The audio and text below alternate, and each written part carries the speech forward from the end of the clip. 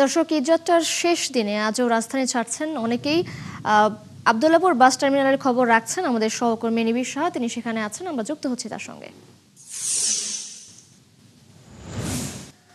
নিবিড়, শেষ দিনের টার্মিনালগুলোতে যাত্রী চাপ কেমন রয়েছে? যাত্রী ভোগান্তির কোনো অভিযোগ রয়েছে কিনা জানাবেন।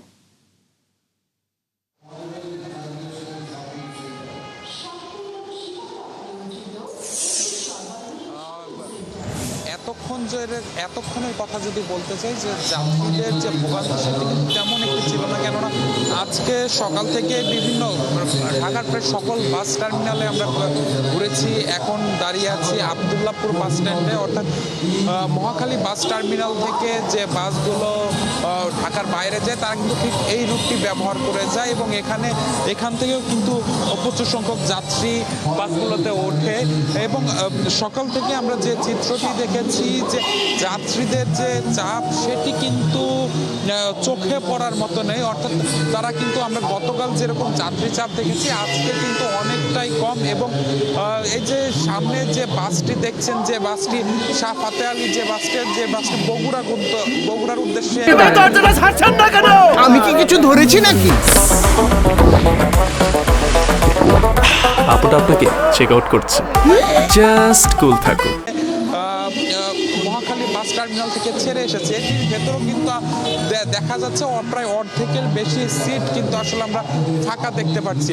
তো সব কিছু মিলিয়ে কিন্তু প্রত্যেকটি বাস টার্মিনালে আমরা ঠিক একই ধরনের চিত্র দেখেছি। আজকে রাজধানী ছেড়ে নারীর টানে বাড়ি ফেরা মানুষের সংখ্যা কিন্তু বলা যায় যে খুবই কম। এবং রাজধানীর যে রাস্তাঘাট সেটিও কিন্তু আমরা দেখেছি যে অনেকটাই ফাঁকা। এবং সেই সাথে জানিয়ে রাখি যে প্রতিবারই যেমনটি একটি অন্যতম ভোগান্তির কারণ হয় এই যাত্রীদের টিকিট ভাড়া, বাসের টিকিট ভাড়া, সেই ভোগান্তির কথা কিন্তু আজকে সকাল থেকেও আমরা বেশ কয়েক জায়গায় শুনেছি।